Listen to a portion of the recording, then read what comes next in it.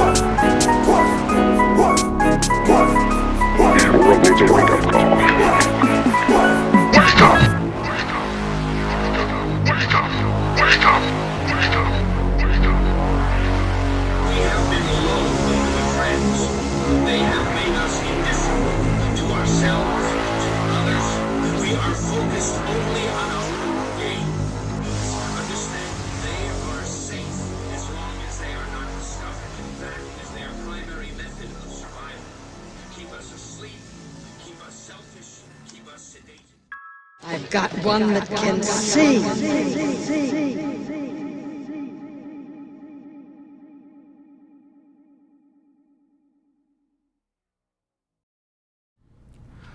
What's up, everybody? It's your boy Charles B, aka Jaguar, with JaguarProductions.net here at Studio 110 Houston. Welcome to another episode of Beats and Speak on my Jaguar Black 1 channel on YouTube. I hope you enjoyed that. That was a nod to one of my favorite films of all time, They Live, starring Rod Piper, John Carpenter film. It was an allegory, the conspiracies that people believe in pertaining to, an elite class, and they portrayed them as aliens from outer space. So I was about 8 or 9 years old when the film came out. I saw it around then, And even then, I took it a little deeper than a kid should have taken it. I didn't really think about it as symbolism or anything like that. I thought it was possible for there to be such a group. I used to watch V. If you're into that kind of thing, science fiction, you know about V. So I watched that religiously as a kid. Now, yeah, something's wrong. Well, the film, again, it's about a clandestine group of beings that came here and used human skin as a disguise. But the disguise was not like makeup or anything like that. It was a radio signal, a broadcast signal that as long as it was on, people only saw their human counterpart, their human disguises, the alien's human disguise. So the whole movie's about Rod Piper, the star of the film, who stumbles upon a box of glasses. This wasn't just any pair of sunglasses. They were a disruptor that it interfered with the signal transmitted by a large satellite that was on top of a building. Again, this signal would make people see the aliens as human beings. So he represented the true red-blooded American that got lost along his way and stumbled upon this conspiracy. He ran into a character, one of my other favorite actors, Keith David. Keith David portrayed the apathetic American that even if he did know, he almost didn't want to know. He just wanted to move on with his life and, provide for his family. So you have those two archetypes in the film. So he ends up eventually getting David to put the glasses on and see everything. So now David's forced to really go along what's going on. Join the movement. There's a movement, a group of hackers. They hacked into the TV signal and was trying to communicate to the general public about the dangers of these conspirators, these aliens. Throughout the course of the film, he's losing sense of the law. He's shooting these aliens, but to you, it'll look like he's just a deranged madman in the group of terrorists. As a matter of fact, they called him a group of terrorists towards the end of the film. So it was a great movie. I really loved the allegory. I loved the symbolism. The metaphor was on point. I like movies like that have a message. I guess that opens up to what I really want to talk about, and how this movie, in a very entertaining way, communicated a message about an elite class. Their whole existence is based on your hard work and them being able to get the capital benefit from it, while you just living day to day. I believe he's talking about those group of people. We probably, with a little research, can find out that they're the bankers. There are certain corrupt officials in the government and international cartels that they benefit from you being in debt. Whether it's your college debt or your credit card debt or whatever, and the minimum wage is designed for you to have an allowance just so you can take care of your living quarters and be able to get to work the next day. So the film is about waking up and learning that you're more powerful when you're informed and when you have knowledge, even if you don't want to know. When you know, you have this power. And a lot of folks, they know, they just don't want to participate, and they don't want to do the work or take the risks to get the power back, because it's a lot more comfortable. Ignorance is bliss. It really hits me again. When I see the film again, it hits me a lot harder than it did when it first came out. I have the same type of mindset. I don't think about interplanetary aliens that come through and try to use our resources and to move on to the next planet. I do think about them as human aliens, human threats that are a threat to the human species. And I think that's what the film was trying to do, melding them together. And there's nothing you can do to stop them when you're not doing anything. I guess that's pretty obvious, but I can say it again so you can really hear what the message. There's nothing you can do when you don't do anything. The longer you are apathetic about what's going on in the world, what the problem is in the world, the more power they have. And at the end of the song, you can hear the voice saying that they're safe and they're protected as long as you don't wake up. So that's what it's about. It's about waking up, and then once you're awake, do something about it in your own way, communicating what you think. All right, towards the end of the film, they end up destroying the transmitter that puts out this frequency that puts people to sleep or in a state of trance. And once it's knocked out, you can, with your own eyes, see the alien.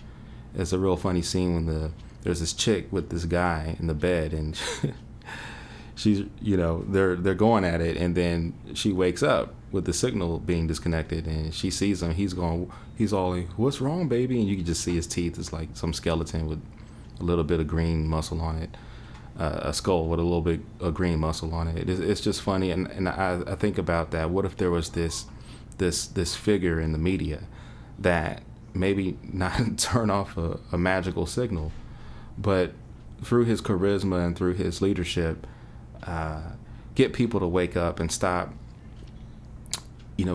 putting their entire conscious into pop music and the messages in the pop music, putting their entire conscious in what these reality shows are showing you, what the media is telling you.